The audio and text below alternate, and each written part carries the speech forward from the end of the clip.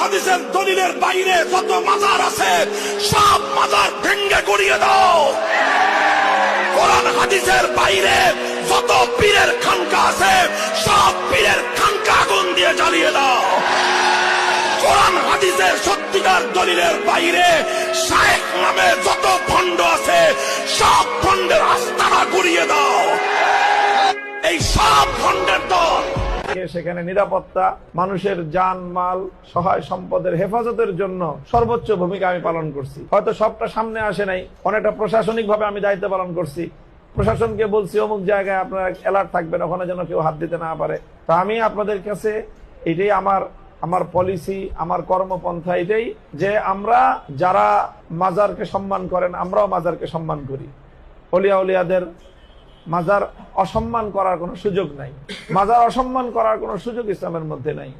হ্যাঁ, মাজারে কোন কয়টা কাজ করা যাবে, কয়টা করাটা ভালো হবে ভালো হবে না, এই জায়গায় দুই একটা বিষয় একটু মত পার্থক্য থাকতে পারে।